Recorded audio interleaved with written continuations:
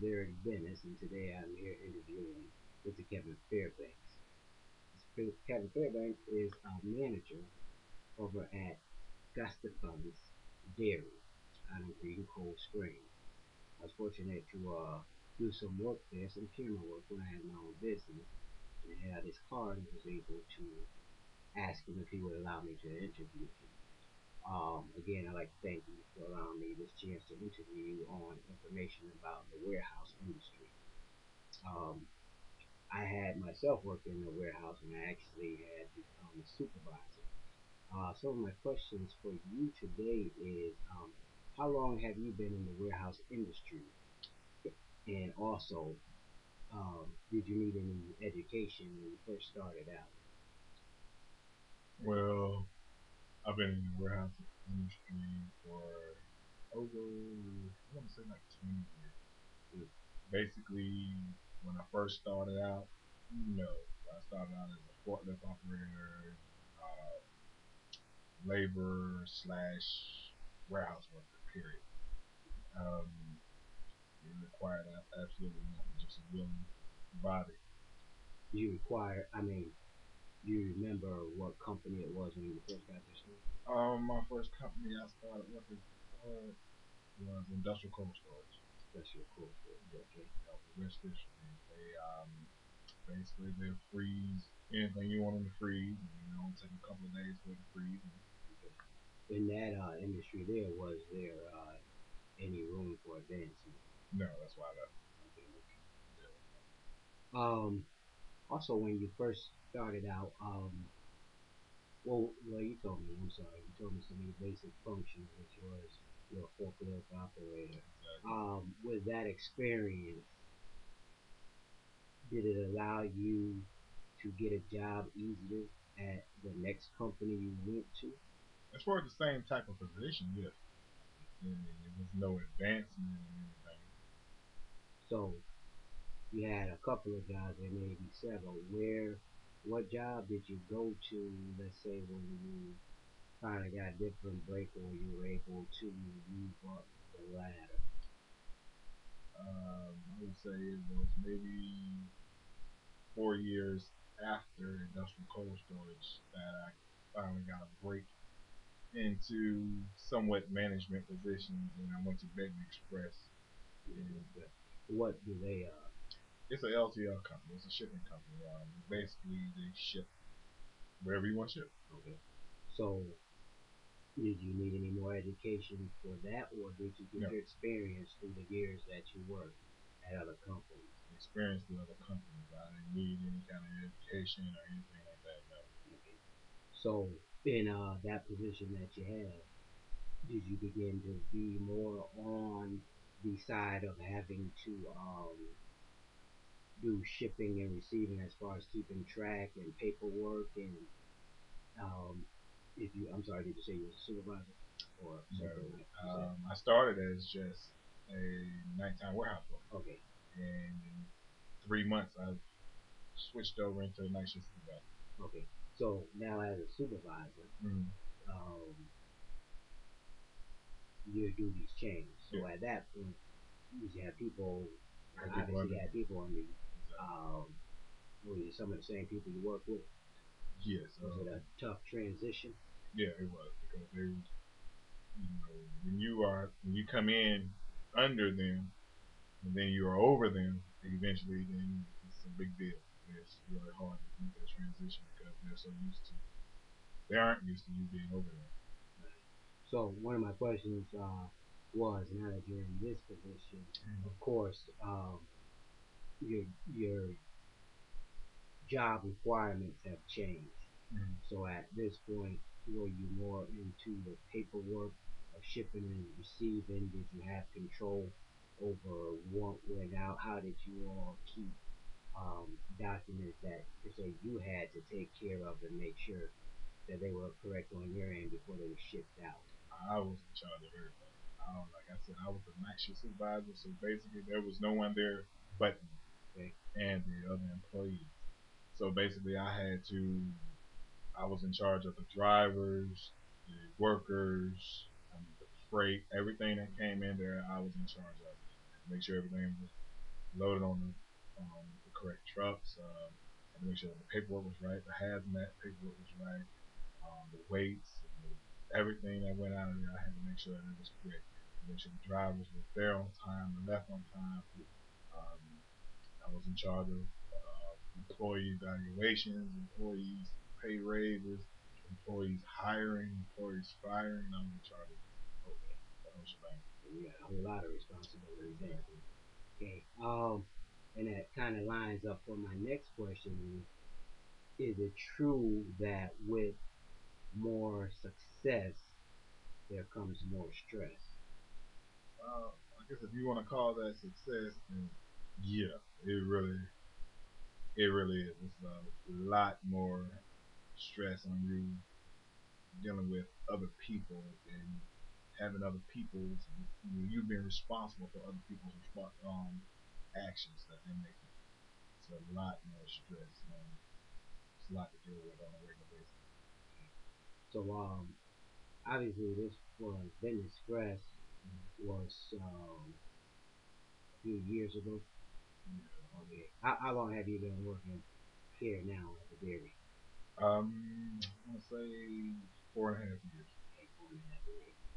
Um, one of the things that I've learned, or one of the things that I have seen, as of course you know, in the United States, they complain about illegal immigrants, Oh, and there's a lot of jobs, and that's the same. That there's a lot of jobs that Americans want to do that they do. Now I know on a day-to-day basis, as a driver, I see them mostly in landscaping and things of that nature, even in the housing industry.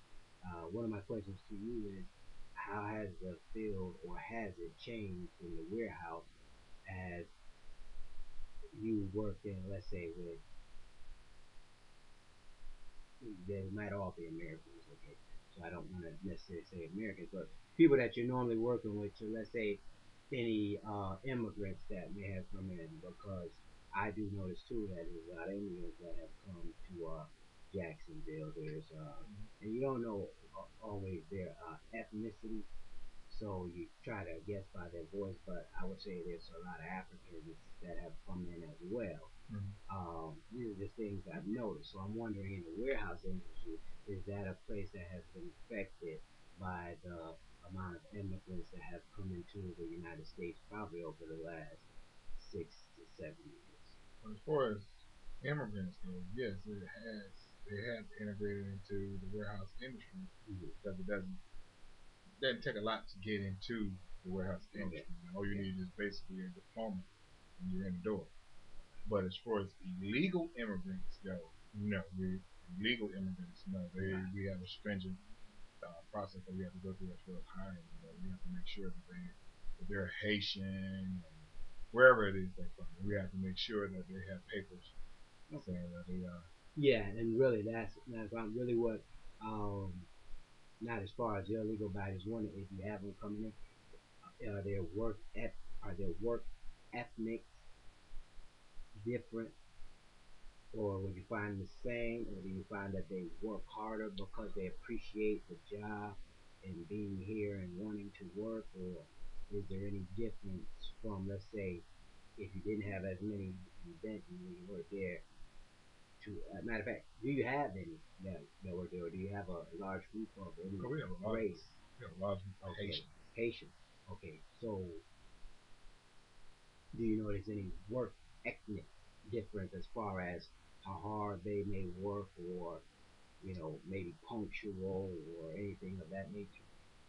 The thing I've noticed about people are people. We Okay. have Haitians, yeah, and we have some that actually just just go way and beyond calling. Okay. Then we have others who don't come to work, who call in and they fell into the American way. I mean, so Right. Right. I mean, it's just depending on the person. But initially, when they all start, or initially when they all first get here, just like anybody else, Mm-hmm. they're always eager to jump right in and learn everything they can learn. But now, whether or not they stick with it is up to them. Okay. This is like in America.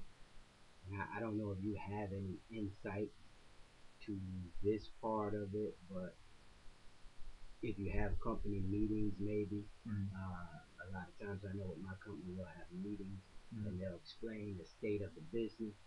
So have you noticed or have you all had any meetings as to how the economy has maybe affected your business as far as being the shipping industry? Of course, gas is a major factor. So if so, what has that done to your product that you ship out as far as cost wise? We've had many meetings as far as the way the economy is going right now. We've had many layoffs because of the way the economy is going right now.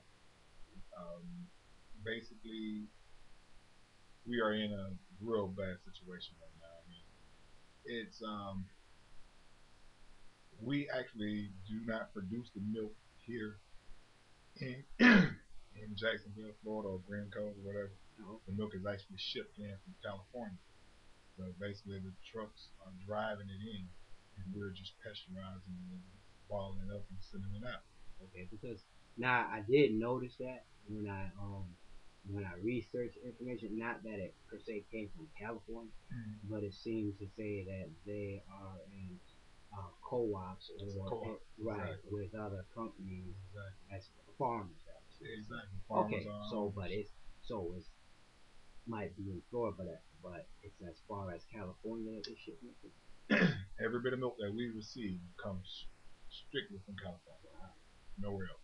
California only. And it's shipped in by trucks daily. And the cost of gas and the cost of having to pay the drivers is astronomical. I mean, it's ridiculous. And basically, right now we're trying to hold our own, but the way things keep going the way we have major layoff. I guess about a month and a half ago, we laid off over 25% of our company.